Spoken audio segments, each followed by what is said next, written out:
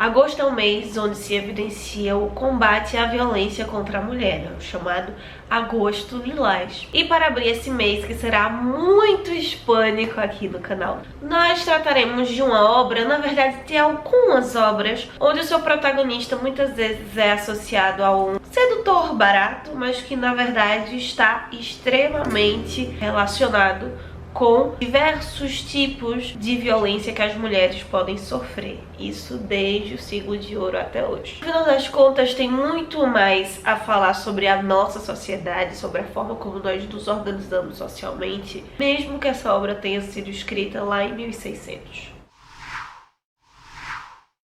O que temos para hoje, Sanchos e Dulcinéias? Eu sou a Larissa Bertolino, você está no canal Uma Garota Quixotesca, onde nós tratamos de literatura, sempre partindo do Dom Quixote, saindo dele para a temática, outros personagens, outros gêneros textuais. E hoje, digamos que nós vamos falar do seu amiguinho ali, de um outro personagem, uma outra obra que está muito juntinha e tem muitas relações mesmo com Dom Quixote, até como simbolismo espanhol. Mas amanhã vou tratar novamente de Espanha com você, de obras artísticas espanholas, nesse caso uma peça de teatro. O livro de hoje também acaba sendo uma peça de teatro, de épocas diferentes, mas ambas são tragédias. É muito importante analisar isso na literatura espanhola, né? Porque nós temos literatura, os macrogrupos ali, digamos, os romances e as poesias. No caso do teatro, o drama e a tragédia como carros principais.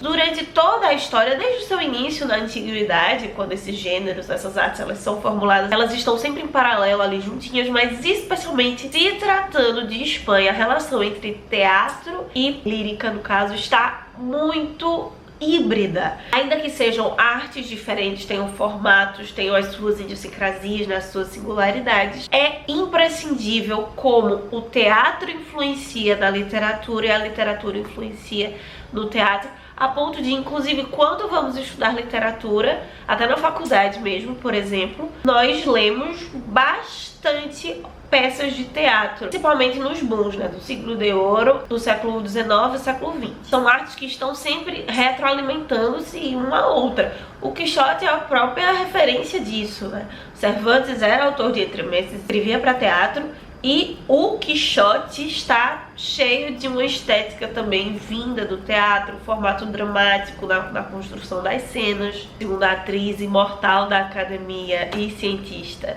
Glaise Mendes, vai afirmar que o texto dramático ele vive exatamente nessa intersecção entre o teatro e a literatura, que não poderia existir um sem o outro. Até a forma como nós concebemos cada uma das duas tem grandes influências da outra. O Masson Moisés, né, o nosso outro teórico muito importante que já apareceu aqui algumas vezes no seu livro A Criação Literária, que está falando especificamente de literatura, mostra que o teatro, ele na verdade se alimenta de uma linguagem literária para se sustentar enquanto espetáculo, enquanto arte, mesmo nas suas peculiaridades de teatro. Então a Espanha é um país que vai promover muito essa intersecção e Dom Juan é um personagem que vai desenvolver essa relação não só na Espanha, também fora, mas em diversos momentos ao longo da história. Isso advém do fato do Dom Juan ser, assim como Dom Quixote, não apenas um personagem, mas um mito moderno. Gerald Brennan, um importantíssimo crítico britânico, que inclusive é contemporâneo, mesmo assistindo, mesmo tendo conhecimento de Lorca, afirmou que Dom Juan é a maior peça, a peça mais importante do teatro espanhol. Ela teria sido representada a primeira vez em 1617, com o título não de Dom Juan, mas Don Largo Melofiais, como obra de papel, foi publicada apenas em 1630. Sua autoria seria de um monge chamado Tirso de Molina, lá em 17. Alguns críticos e historiadores consideram que entre 1617 a 1618, um outro dramaturgo, na verdade um meteógrafo, chamado Andrés de Claramonte, teria aprimorado, revisado o texto, revisto algumas questões dessa peça escrita em cima de uma outra história folclórica chamada Duplo Convite, que teria inspirado Tirso de Molina a desenvolver o Dom Juan, esse mesmo Dom Juan que inspirou a tantos outros autores posteriormente. Mas eu só vou comentar desse folclore no final para você entender algumas questões, eu não te dar tantos spoilers. Mas isso tudo já tem muito a dizer sobre a importância e o impacto dessa obra na cultura espanhola. Tirando o Dom Quixote, apesar de tudo o que o Cervantes brinca, né, na forma de autoria, as grandes e importantíssimas obras teatrais e literárias espanholas, todas elas têm esse quê misterioso de quem haveria sido de fato o autor, ou até nomes como Calderón de la Barca ou Lope de Vega são considerados de terem plagiado ou refeito a obra de uma outra pessoa. Há sempre essa áurea de mistério, termo esse que é muito próprio do personagem Dom Juan. Enquanto o nosso Dom Quixote é a máxima da cavalaria andante, da honestidade, dos valores, do amor cortês, né, esse amor idealizado, ainda que seja uma sátira de boa parte de tudo isso, enquanto que o Dom Juan não chega nem mesmo ao termo de sátira. Ele é muito cru, ele é um símbolo expresso de sedução e engano. É um personagem que engana por gostar de enganar, e não simplesmente como os lazarilhos, por exemplo, que estavam ali para tentar sobreviver da vida. Não, ele faz pelo simples e cruel prazer de enganar. O impacto dessa obra é tão grande que desenvolveu-se até um substantivo da língua, né? Dom Juanismo. Nós, não só espanhóis, mas latinos de um modo geral, temos uma presença cultural dessa personalidade muito forte, seja na Itália, no Brasil, nos países hispânicos, até mesmo francófonos. Em 3 atos, o Tirso de Molina vai nos apresentar Dom Juan, um filho de uma família nobre que não tem limites. Ele é totalmente rebelde, antimoralista, e o foco da vida dele é seduzir o máximo de mulheres possíveis. O nome Herbulador de Sevilha tem justamente em relação a isso, o trapaceiro de Sevilha. Ele é egoísta, ele é soberbo, e é um anti-herói, ainda que ele seja ainda mais anti-herói, ainda mais sedutor a nós leitores em outras obras. Aqui ele ainda causa essa aspereza, causa esse impacto, temos um pouco menos de identificação com ele. O Dom Juan do Tirso de Molina é de fato aquele que, como há um texto na própria obra, nem Deus pode pará-lo. A sua história começa em Nápoles, nessa época ainda que estivesse na Itália, né? A Itália fazia parte do Império Espanhol, no castelo do rei de Nápoles, e ele tenta seduzir a duquesa, se passando pelo seu marido, pelo duque. A rainha percebe, acaba denunciando, ele foge ali, no caminho ele já seduz uma outra mulher, uma pescadora. Posteriormente ele vai tentar seduzir Dona Ana, que é a mais bela jovem daquele reino e que está comprometida de um marquês, além de várias outras personagens. Todo o decorrer da história do Dom Juan é esse, ele fugindo, seduzindo uma mulher, quando ele tem o que ele quer ele foge, já vai pra próxima. Às vezes nós não o vemos fazendo as coisas, mas quando ele desaparece, a gente não sabe onde ele tá, ele sempre aparece ao lado de uma outra mulher, e geralmente mulheres que já são comprometidas, que já são casadas ou noivas de alguém, quando são de uma classe nobre. Quando são de uma classe baixa, não há distinção, geralmente são donzelas mesmo, sem compromisso algum. O mais interessante é que em todos os casos essas mulheres não têm mais os ideais de um amor cortês, elas são um pouco mais maleáveis sobre alguns aspectos, já são mais fáceis de falar e interagir sobre sexo em si, não apenas sobre amor e sentimento, mas ainda assim elas são manipuladas e são enganadas pelo trapaceiro de Sevilha. E é interessante analisar, ainda que seja uma percepção anacrônica, como os enganos, as violências, os abusos de Dom Juan fará com elas vai além da questão física, vai para outros aspectos, porque ainda que ele as manipule, elas estariam ali consensualmente na relação sexual. E nos outros aspectos da vida, especialmente o social, as condições que essas mulheres são vistas depois, a parte psicológica disso já apresenta um pouco mais diferente dos autores contemporâneos de sua época, traz indícios dessas violência, dessa manipulação sobre essas mulheres. E então vem outro tipo de violência, que seria quase como silenciamento estrutural. Dom Pedro e o Dom Juan, ainda em Nápoles, vai ter noção do que está acontecendo e ele vai conseguir ali ajudar o sobrinho a fugir. Dom Diego, o pai do Dom Juan, e o rei de Nápoles, já cientes do que está acontecendo, vão tentando resolver a situação, não para fazer justiça a essas mulheres, mas para tentar limpar a sua barra, para que as atitudes do Dom Juan não prejudiquem a eles mesmos. O rei quer desterrá-lo, e não para simplesmente julgá-lo e deixar as mulheres em paz, mas para que ele fique em paz e não tenha que lidar com esse ser dentro do seu domínio. Uma outra relação interessante na história é que após esse decreto de desterro, o Marquês, o noivo de Dona Ana, a pinta de modo demasiadamente encantador, fala muito bem dela, da sua beleza, faz com que Dom Juan não se apaixone. Ele não está apaixonado, querendo conhecer, mas justamente por ser uma mulher tão deslumbrante, uma mulher tão alto valor, ele vê como mais um novo desafio de seduzi-la. Mas o seu pai, o Dom Gonzalo de Ulloa, o pai da Dona Ana, fica ciente disso e tenta impedir, só que já é tarde demais quando ele tenta deter Dom Juan o assassina. E como agora Dom Mota está no seu encalço, ele foge mais uma vez. E um dos pontos que nos faz lembrar e pensar um pouco ainda da situação das mulheres nesse período é que Dom Juan está prometido com a filha de um rei. Afonso de Castela é o seu futuro sogro. Enquanto ele está prometido de uma mulher, ele está fazendo tudo isso com outras. Pior, o rei super confia nele e dispensa outros pretendentes que vêm atrás da sua filha porque ele está comprometido com aquele bom jovem. Se enquanto eu falava aqui, você pensou em outras histórias, em outros textos, se você tem essas referências da literatura, não só da Espanha, mas outros textos, obras, músicas, teatros que têm esse mesmo formato, é justamente porque o Dom Juan criou esse arquétipo, esse modelo que seria seguido e desenvolvido em tantas outras obras de arte. Mas todos esses outros formatos, tantos os que vieram depois, até histórias reais, talvez tenham inspirado Molina, o Dom Juan, el burlador de Sevilha, o Dom Juan do Molina, ele é o mais cru de todos. A linguagem é mais direta, até do que personagens semelhantes que nós podemos encontrar no próprio Lope, no próprio Calderón de la Barca,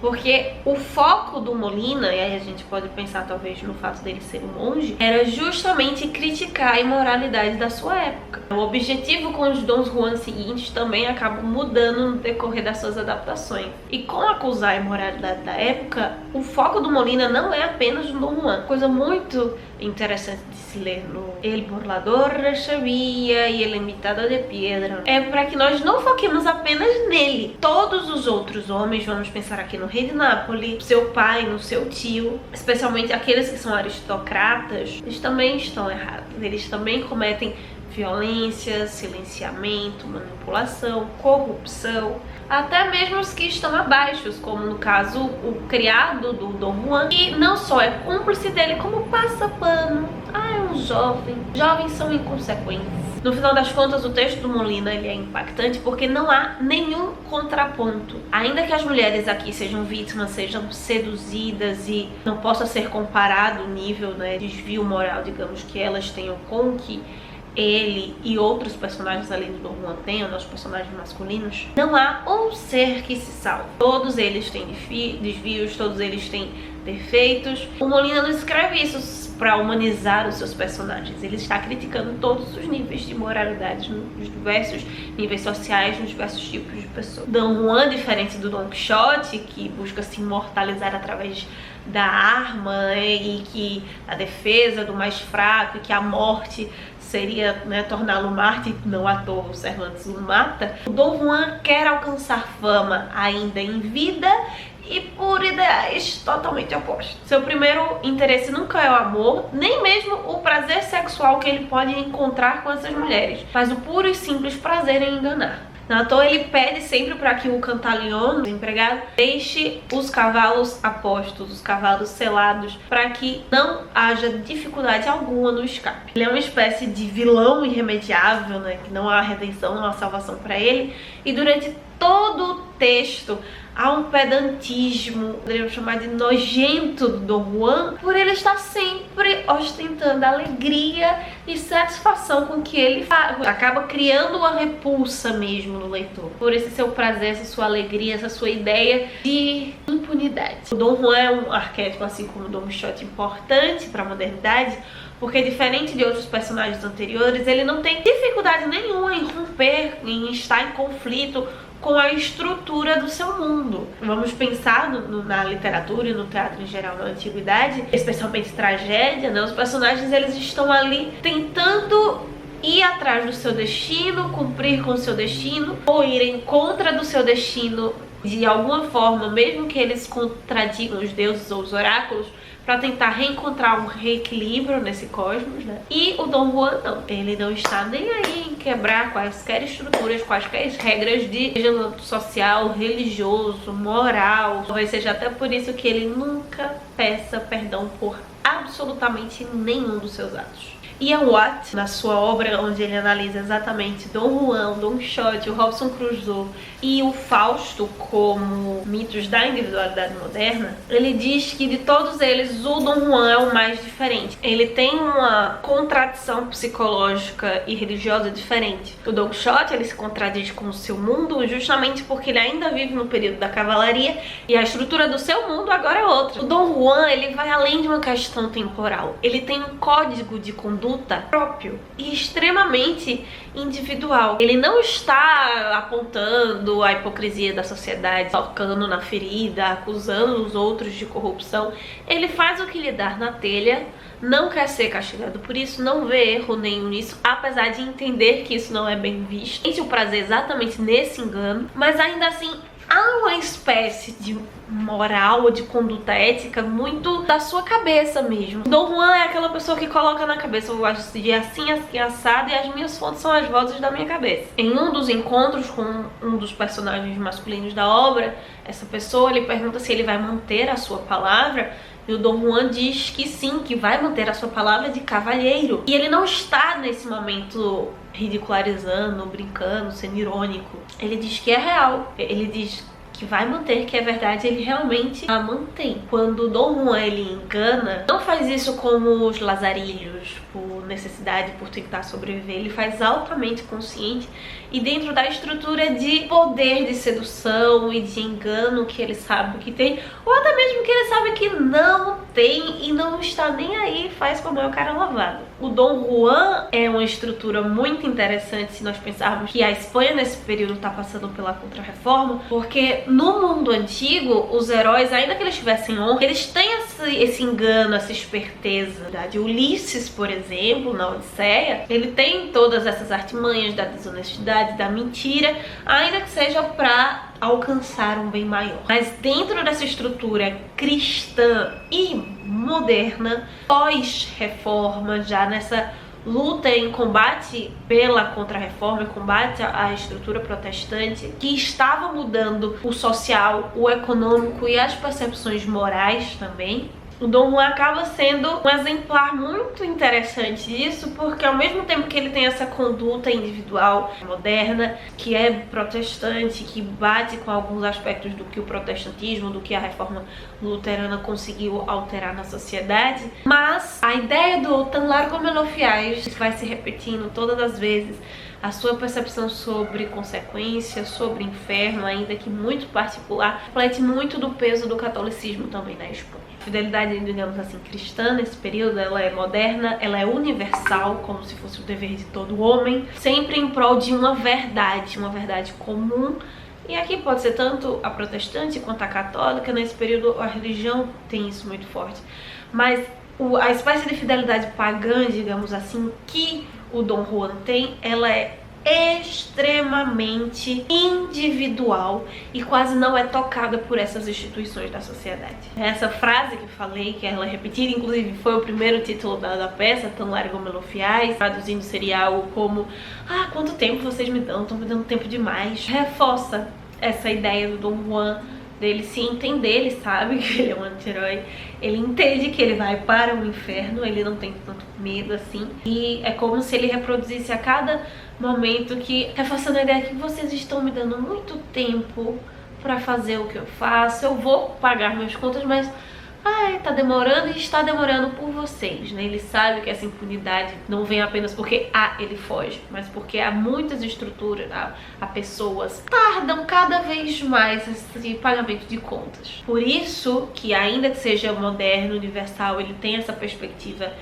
cristã e dessa contra-reforma, porque toda essa estrutura de pensamento, que não é angústia, pode parecer ao leitor, mas é uma percepção de uma constância dentro do Dom Juan, só pode existir dentro dessa estrutura cristã, dessa estrutura contra-reformista. Lembra da história do folclore que eu falei ao início? E que é um reflexo de um outro conflito, né? Desse debate de ideias, de estruturas que buscavam reorganizar o mundo, cada um à sua maneira, para o homem. Esse homem que acaba nesse conflito existencial, cultural, social e próprio. Lembra da história que eu falei no início, que eu ia contar pra você? Conto folclórico, que o Molina se inspirou para desenvolver o seu Dom Juan. Dom Juan, nós vamos ver depois do século XIX. O Dom Giovanni do Mozart, que também tem a ver com essa história, se inspira numa história folclórica chamada Duplo Convite, do interior da Espanha. Conta que um jovem, dentro de uma cultura também que preza muito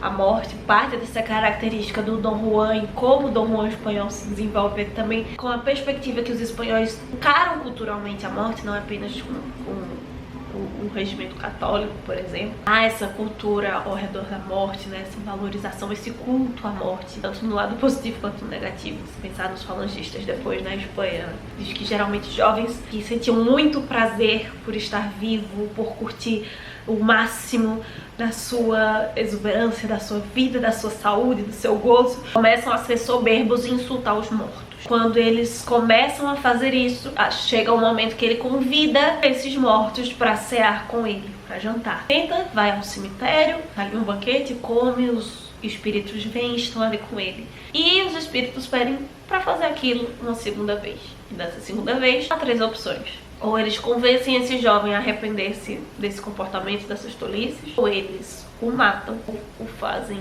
tornar-se um louco. Segundo o Ian Wong, há 81 versões diferentes desse conto específico, desse folclore. A maioria deles convergem para essa versão espanhola. E querendo ou não, elas nos dão um certo spoiler de como acabará Dom Juan, que a partir de agora eu vou comentar com vocês. Se você já teve a oportunidade de assistir o Dom Giovanni do Mozart, isso é bem apoteótico, é bem forte. Porque assim como nesse conto há essa ideia do jovem, né, em contra-reforma, o Dom Juan, ele é esse personagem quase que contra a cultura. As suas versões no século XIX vão intensificar isso, o que faz com que nós nos sintamos até um pouco mais seduzidos pelos Dom Juans mais recentes, mas esse do Molina não. O foco do Molina não está no Dom Juan em si, mas como monge, né, com todo o seu aspecto moralista, na ideia de que a justiça sempre vem.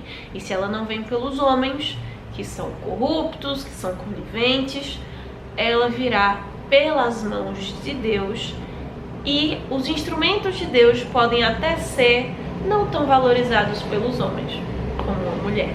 Dom Juan segue na sua busca por sedução de várias outras mulheres, até que a rainha, Dona Isabel, percebe, começa a juntar alguns relatos e apresenta uma grande denúncia para o rei sobre a necessidade urgente de parar esse homem, que essas mulheres precisam ser vingadas. Aí entra o sobrenatural. Assim como aconteceu com Dona Ana, em algumas outras mulheres dessa história, o Dom Juan vai acabar matando homens também que vão estar no seu caminho.